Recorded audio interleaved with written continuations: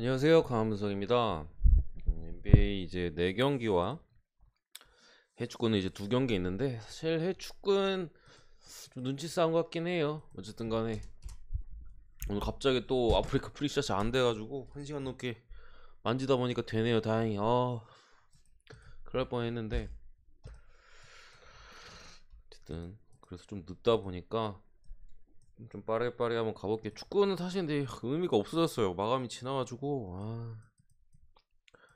저도 근데 여러분들하고 똑같이 볼 거예요. 아마 기니는 언더 쪽 보고 카메론은 그래도 마인하지 않을까, 뭐 요 정도 보는데 늦어버려가지고 NBA로 가겠습니다. 요즘 계속 이게 됐다 안 됐다 그래요. 프리샷이 중요한 순간에 그러면 안 되는데 걱정이 되긴 하는데, 깔았다 줬다 계속 하니까 되네요. 1시간 동안. 여기 한번 들어가 보면은 일단은 마카는 지금 빠져있는 클레블랜드고, 뉴욕 같은 경우는 뭐 미첼 로빈슨이나 캔 바커가 지금 GTD인데, 저는 요거는 클블이 일반선 정도는 충분히 한다고 생각합니다. 다만 이제 클블도 최근 효율적으로 좀 떨어져 있어가지고 핸디캡까지 건드는 거는 조금 무리가 있다고 생각을 하고요. 그리고 경기도 많이 없는데 똥 경기들이 많아요. 뉴욕 경기 똥 경기고, 뭐 다음 경기 뉴올리언스, 마테니간 시카고, 뭐 이런 똥 경기들이 많아서 요거는 그냥 일반승 정도 건드리는 게 낫지 않을까 싶은 게 개인적인 생각이고, 뭐 핸디캡 굳이 보면 마인까지도 보긴 합니다. 아무래도 이제 뉴욕 같은 경우가 뭐 저희는 뭐 알제바를 좀 해주고 뭐 이런 부분이 있긴 한데, 클레블랜드의 이 높이를 넘기에는 좀 힘들어 보여요. 특히나 이제 뉴욕이 이 백코트의 수비가 또 약한데, 오늘 같은 경우는 이제 아이작 오코로나, 뭐 데리어스 갈란드 이런 애들의 활약도 확실히 좀 평소보다도 더 좋을 가능성이 있다. 그런 상황에서 이 골밑을 클리블랜드의 프론트 코트진이 뚫어내기는 좀 제가 볼 때는 어려워 보입니다.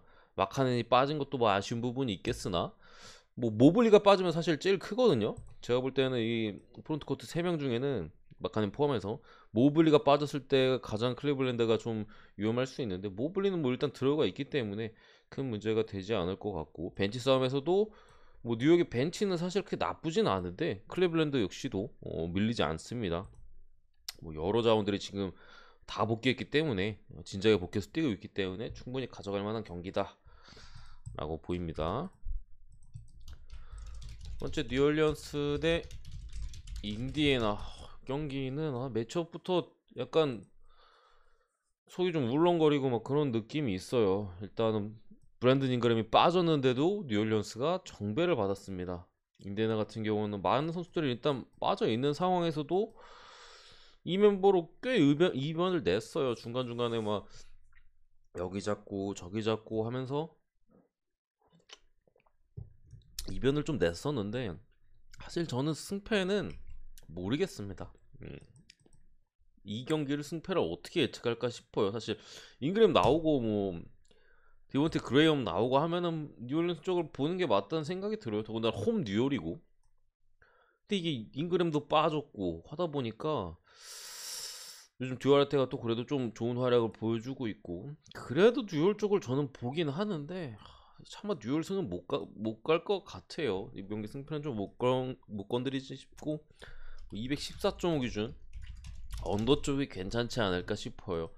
어쨌든 뉴욕도 이제 뉴올리언스도 헐버트 존스를 좀 쓰면서 수비적으로 최근에 그래도 좀 더 나아진 모습을 보여주고 있고, 인디애나도 여러 선수들이 빠져 있는 상황에서 템포가 별로 빠르지가 않아요. 템포적으로 이제 좀 최근 경기에 있어서 좀 느린 편이고, 또 선수들마다 야투 기복이 심한 애들 이렇게 다 포진돼 있고, 벤치도 뭐 딱히 그렇다 보니까 뉴올리언스의 인사이드 공략에서 좀 쉽지 않아 보이고, 기본적으로 인디애나가 결국 외곽이나 미드레인지를 좀 평소보다 좀 더 많이 시도할 가능성이 있다고 생각하는데, 효율면에서 좀 안 따라줄 가능성이 좀 있지 않을까. 그래서 언더 쪽의 선택지가 조금 더 좋아 보입니다, 이 경기에서는.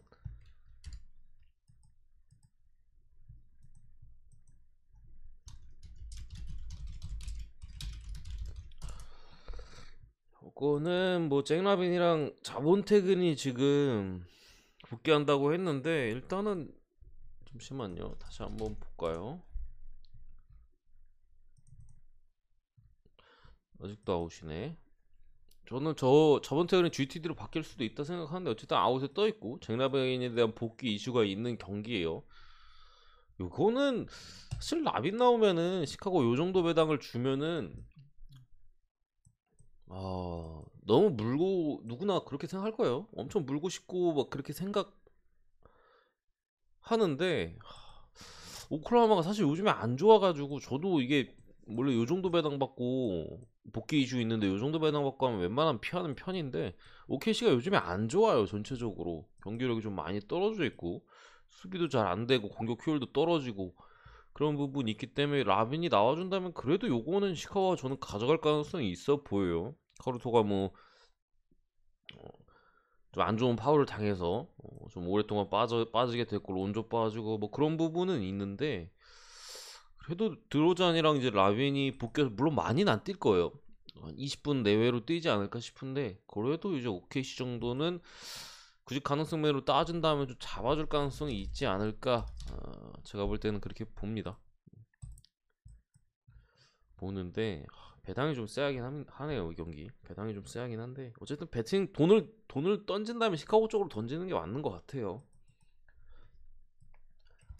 마지막으로 피닉스 대 유타 빠르게 가보면은 일단 에이튼이 오늘 경기 빠질 가능성이 좀 높아 보이고요. 피닉스 같은 경우 유타도 지금 뭐 고베오나 보얀 보그다노비치가 GTD에 떠 있는데 역시 미첼이 없는 상황, 하산 화이트 사이드도 없고 저는 뭐 사실 에이튼이 GTD에서 빠질 가능성이 좀 높긴 한데 뭐 그 전에 크라우더랑 캠페인 뭐 카메라 페인 이런 애들 빠져 있는데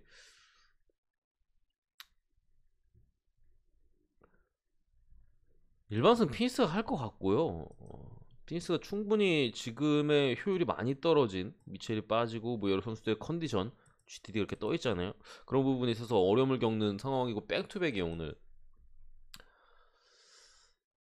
골스 상대로도 경기력이 영 좋지 않았었고 피니스 같은 경우 아무리 좀 힘들게 가더라도 크리스 폴이나 데빈 부커 결국에 4쿼터 해주거든요. 거기에 제이카로도 빠졌지만 캠 존슨이 사실 괜찮은 활약을 계속해서 보여주고 있었고 카메론 페인도 사실 핸들러가 피니스가 없어진 부분은 아쉬운데 그래서 크리스 폴에 대한 좀 부담이 늘어난 건 사실이지만 얘가 최근에 활약이 그렇게 좋지는 않았어요. 물론 폴이 그래서 좀 더 출전 시간을 많이 가져갈지는 잘 모르겠는데 어쨌든 중요한 선수다 보니까 혹사시킬지에 대한 여부는 잘 모르겠지만 저는 피니스는 공짜라고 생각하고요. 피니스 마인까지 봅니다. 피니스 마인슨까지. 지금의 어쨌든 백투백 유타 정도는 부코 혼자서 정리가 가능하지 않을까 하는 게 제 생각입니다. 요즘 컨디션도 괜찮았고 폴과의 호흡도 있고 만약 고베어까지 안 나온다면 이 GTD 걸린 선수 또 안 나올 수도 있어요. 그렇게 된다면은 더 승부가 좀 쉽게 기울지 않을까 이렇게 생각을 합니다. NBA 분석은 여기까지고요. 구독과 좋아요 한 번씩 부탁드리고 감사합니다.